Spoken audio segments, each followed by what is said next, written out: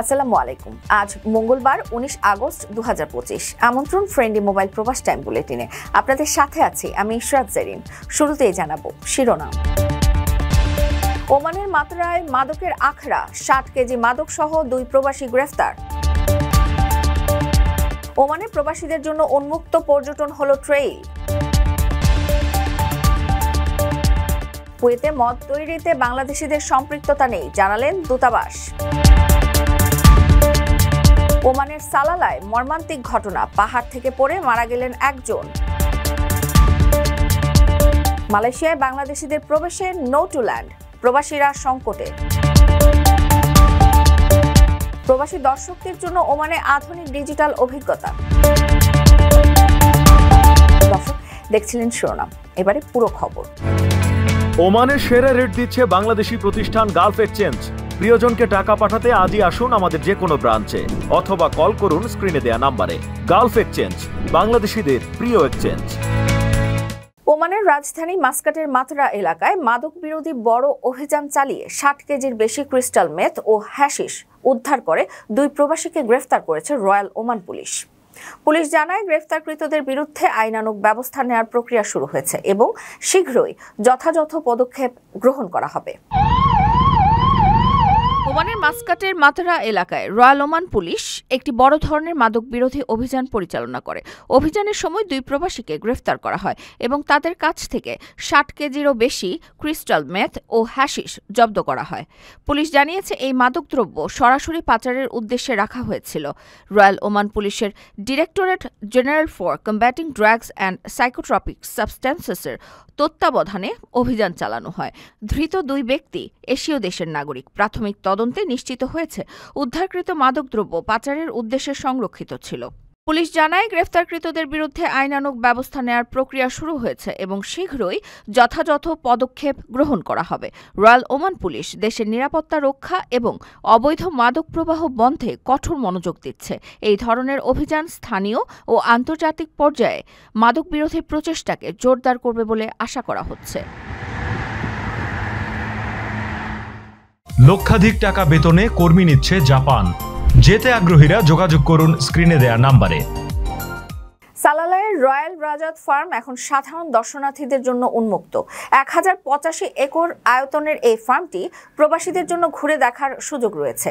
Guided ট্যুরের মাধ্যমে দর্শনার্থীরা ফসল, ঔষধি উদ্ভিদ, বিরল প্রজাতির গাছপালা এবং ঐতিহাসিক কৃষি প্রদর্শনী উপভোগ করতে পারবেন। পরিবার সহ ভ্রমণের জন্য এটি শিক্ষামূলক ও বিনোদনমূলক একটি অভিজ্ঞতা। বিস্তারিত দেখুন প্রতিবেদনে। সালালার রয়্যাল রাজাত ফার্ম এখন সাধারণ দর্শনার্থীদের জন্য উন্মুক্ত, যেখানে প্রবাসীরাও অংশ নিতে পারবেন। রয়্যাল কোর্ট অ্যাফেয়ার্স পরিচালিত এই ফার্মটির আয়তন 1085 একর, যার মধ্যে 900 একর আবাদভূমি।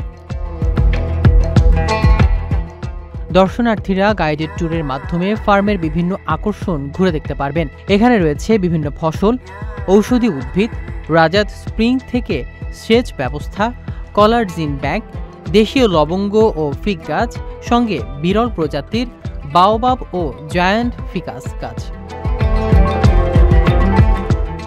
এছাড়াও সুলতান সাইদ বিন তৈমুরের যুগের কৃষি সম্পর্কিত মাটির পাত্রও প্রদর্শিত হচ্ছে।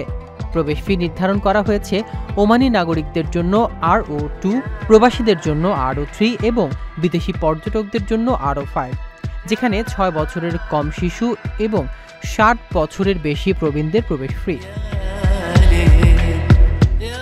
এই ট্রেলার প্রবাসীদের জন্য ওমানের কৃষি ঐতিহ্য, প্রাকৃতিক সৌন্দর্য ও সংস্কৃতির সঙ্গে পরিচিত হওয়ার অনন্য সুযোগ।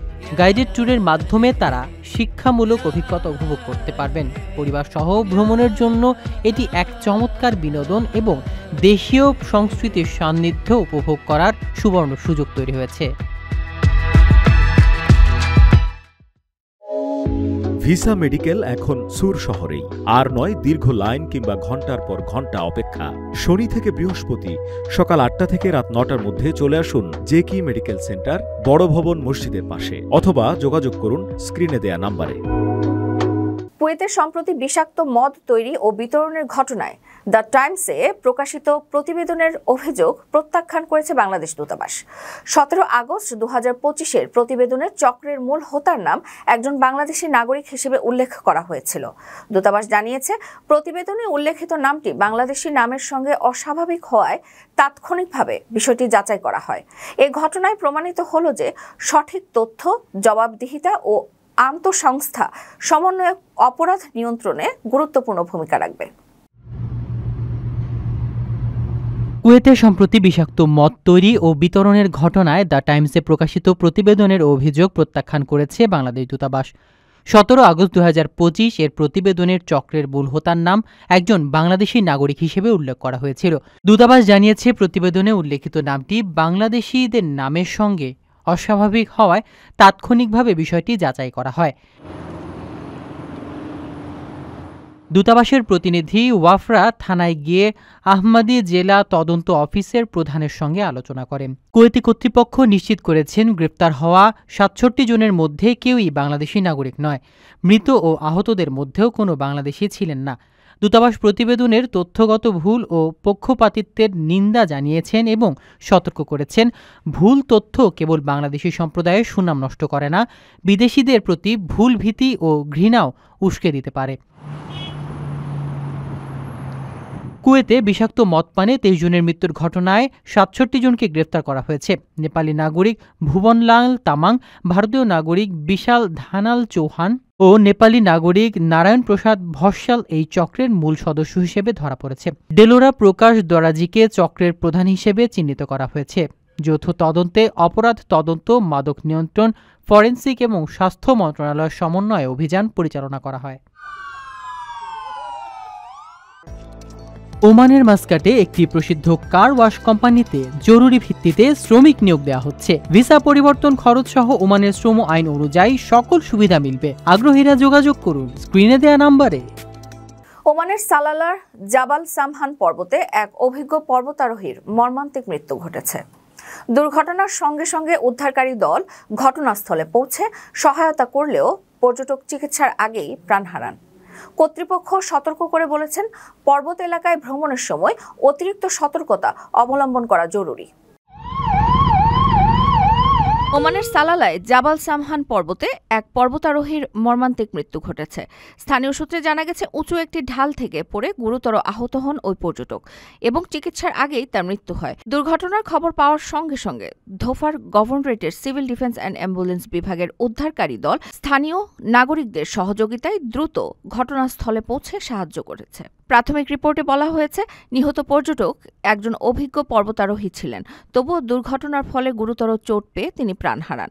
এই ঘটনা পুনরায় প্রমাণ করে যে পর্বত ও উঁচু এলাকা অন্বেষণ করতে গেলে সতর্কতা অবলম্বন করা অত্যন্ত জরুরি। সিভিল ডিফেন্স অ্যান্ড অ্যাম্বুলেন্স বিভাগ স্থানীয় নাগরিক, বাসিন্দা ও পর্যটকদের পরামর্শ দিয়েছেন যে বিশেষ করে শরৎকালে পর্বত ও উঁচু এলাকা পরিদর্শন করার সময় অতিরিক্ত সতর্কতা নেওয়া অপরিহার্য। কর্তৃপক্ষ আরও জানিয়েছে, এই সময়ের আবহাওয়া এবং মাটির পিচ্ছিলতার কারণে পথ দুর্ঘটনাপ্রবণ হয়ে ওঠে। তাই নিরাপত্তা নির্দেশিকা মেনে চলা এবং পূর্ব প্রতিরোধমূলক ব্যবস্থা গ্রহণ করা অপরিহার্য, যাতে পরবর্তী দুর্ঘটনা এড়ানো যায়। আপনার স্বপ্নগুলো আকাশ ছবি প্রবাসীর হেলিকপ্টারের মাধ্যমে বিয়ে, জন্মদিন অথবা যে কোনো বিশেষ প্রয়োজনে হেলিকপ্টার ভাড়া করতে যোগাযোগ করুন স্ক্রিনে দেয়া নম্বরে। প্রবাসীর হেলিকপ্টার, নিরাপদ ও সাশ্রয়ী বাহনের বিশ্বস্ত নাম। মালয়েশিয়ার কুয়ালালামপুর আন্তর্জাতিক বিমানবন্দরে বৈধ ভিসা থাকা সত্ত্বেও বাংলাদেশি যাত্রীরা নো টু ল্যান্ড সমস্যায় পড়ছেন। সম্প্রতি 98 জন বাংলাদেশিকে ফেরত পাঠানো হয়েছে এবং অভিবাসন বিশেষজ্ঞরা সতর্ক করে বলছেন, সব নথি প্রস্তুত রাখা ও আত্মবিশ্বাসী আচরণ করা আন্তর্জাতিক ভ্রমণকে নিরাপদ ও সহজ করে তোলে। মালয়েশিয়ার কুয়ালালামপুর আন্তর্জাতিক বিমানবন্দরে বৈধ ভিসা থাকা সত্ত্বেও বাংলাদেশি যাত্রীরা বারবার নো টু ল্যান্ড সমস্যায় পড়েছেন। সম্প্রতি 98 জন বাংলাদেশিকে বিমানবন্দরে আটকে রেখে ফেরত পাঠানো হয়েছে। এতে প্রবাসী সমাজে ক্ষোভ ও উদ্বেগ দেখা দিয়েছে। অভিবাসন বিশেষজ্ঞরা জানান, ভিসা থাকলেও প্রবেশের চূড়ান্ত অনুমতি দেয় ইমিগ্রেশন ডেস্ক। তবে বাংলাদেশিদের ক্ষেত্রে অতিরিক্ত সতর্কতা নেওয়া হয়, কারণ অতীতে পর্যটক ভিসায় গিয়ে অনেকে অবৈধভাবে কাজ করছেন। ওভারেস্ট করছেন বা ভুয়া নথিও ব্যবহার করছেন। এর ফলে প্রতিটি যাত্রীকে কড়া যাচাইয়ের মুখে পড়তে হয়। এনটিএল হওয়ায় সাধারণ কারণের মধ্যে রয়েছে ভ্রমণের উদ্দেশ্য প্রমাণের ব্যর্থতা, হোটেল বুকিং ও আমন্ত্রণপত্র না থাকা, পর্যাপ্ত নগদ অর্থ বা কার্যকর আন্তর্জাতিক কার্ড না দেখানো, পুরনো অভিবাসন রেকর্ড ওভারেস্ট থাকা এবং নথিতে অসঙ্গতি ও জালিয়াতি থাকা। অনেক সময় সাক্ষাৎকারে দ্বিধাগ্রস্ত বা পরস্পর বিরোধী উত্তর দিলেও কর্মকর্তাদের সন্দেহ হয়। বিশেষজ্ঞরা বলছেন, এনটিএল এড়াতে সব নথি প্রস্তুত রাখা, পর্যাপ্ত অর্থ বহন করা এবং আত্মবিশ্বাসী আচরণ জরুরি। নিয়ম মেনে বিদেশ ভ্রমণ করলে ভবিষ্যতে প্রবেশ সহজ হবে এবং আন্তর্জাতিক অঙ্গনে বাংলাদেশের ভাবমূর্তি উন্নত হবে। প্রিয় প্রবাসী, আপনার নিরাপদ ভবিষ্যতের জন্য অর্ধেক দামে আজই ফ্ল্যাট বুকিং করুন। ঢাকায় প্রবাসী সিটি দিচ্ছে সীমিত সময়ের স্পেশাল অফার। জমি ও ফ্ল্যাট একসাথে। যোগাযোগ করুন স্ক্রিনে দেওয়া নম্বরে। ধোফারের দরবাট পার্কে উদ্বোধন করা হয়েছে ধোফার খারিফ এক্সপ্লোরার 2025 প্রকল্প। এই নতুন ডিজিটাল প্ল্যাটফর্ম দর্শনার্থীদের, বিশেষ করে প্রবাসী পর্যটকদের জন্য ধোফার খারিফ মরশুমের ইভেন্টে অংশগ্রহণের অভিজ্ঞতাকে আরও সহজ এবং আধুনিক করে তুলবে। অনুষ্ঠানটিতে উপস্থিত ছিলেন ধোফারের গভর্নর হেই Said Marwan bin Turki Al Saeed. আজ সন্ধ্যায় ধোফারের দবার্ট পার্কে ধোফার খারিফ এক্সপ্লোরার 2025 প্রকল্পের উদ্বোধন করা হয়েছে। প্রকল্পটি দর্শনার্থীদের অভিজ্ঞতা উন্নত করতে, ইভেন্টে অংশগ্রহণ ডিজিটালি নথিভুক্ত করতে এবং ইভেন্ট ব্যবস্থাপনায় ডিজিটাল রূপান্তরকে উৎসাহ করতে পরিকল্পিত। বিশেষভাবে প্রবাসী পর্যটকদের জন্য এটি সহজ ও আধুনিক উপায় প্রদান করছে, যাতে তারা ধোফার খারিফ মরশুমের বিভিন্ন কার্যক্রমে অংশগ্রহণ করে ডিজিটাল স্ট্যাম্প সংগ্রহ করতে পারেন। উদ্বোধনী অনুষ্ঠানে ধোফারের গভর্নর হেই Said Marwan bin Turki Al Said উপস্থিত ছিলেন। L4 এন্টারপ্রেনারশিপ অ্যান্ড সাস্টেইনেবল ইনোভেশনের সিইও সুমাইয়া বিনতে আব্দুল্লাহ আল রামাদানি বলেন, এক্সপ্লোরার প্রবাসী ও স্থানীয় দর্শকদের জন্য বিনোদন, অন্বেষণ এবং ডিজিটাল অভিজ্ঞতা একত্রিত করছে। দরবাট পার্কের মালিক মোহাম্মদ বিন মহসেন আল মামারি জানান, প্রকল্পটি ধোফার খারিফ মৌসুমকে আরও আকর্ষণীয় করছে এবং ঘরোয়া ও প্রবাসী পর্যটকদের জন্য নতুন সম্ভাবনার দ্বার খুলছে। ডিজিটাল প্ল্যাটফর্মটি একাধিক এক্সপ্লোরার পরিচালনা, বাস্তব সময় বিশ্লেষণ এবং পরিবেশগত স্থায়িত্ব বৃদ্ধিতে সহায়তা করবে।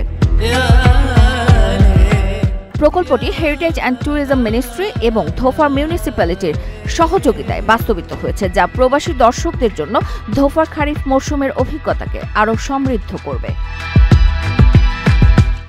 দর্শক, দেখছিলেন ফ্রেন্ডলি মোবাইল প্রবাস টাইম বুলেটিন। শেষ করার আগে শিরোনামগুলো জানিয়ে দিচ্ছি আরও একবার।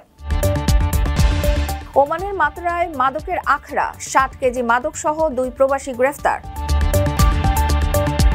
ওমানে প্রবাসীদের জন্য উন্মুক্ত পর্যটন হলো ট্রেইল। কুয়েতে মদ তৈরিতে বাংলাদেশিদের সম্পৃক্ততা নেই, জানালেন দূতাবাস। ওমানের সালালায় মর্মান্তিক ঘটনা, পাহাড় থেকে পড়ে মারা গেলেন একজন। মালয়েশিয়ায় বাংলাদেশিদের প্রবেশে নো টু ল্যান্ড, প্রবাসীরা সংকটে। প্রবাসী দর্শকদের জন্য ওমানে আধুনিক ডিজিটাল অভিজ্ঞতা। এই ছিল ফ্রেন্ডলি মোবাইল প্রবাস টাইম বুলেটিনের আজকের আয়োজনে। প্রবাসের সর্বশেষ সংবাদ পেতে ভিজিট করুন www.probastime.net, সাবস্ক্রাইব করুন আমাদের ইউটিউব চ্যানেল এবং চোখ রাখুন ফেসবুক পেজে। পরবর্তী বুলেটিন দেখার আমন্ত্রণ জানিয়ে আজকের মতো বিদায় নিচ্ছি আমি ইশরাত জেরিন। সেই পর্যন্ত সবাই ভালো থাকবেন এবং নিরাপদে থাকবেন। আল্লাহ হাফেজ।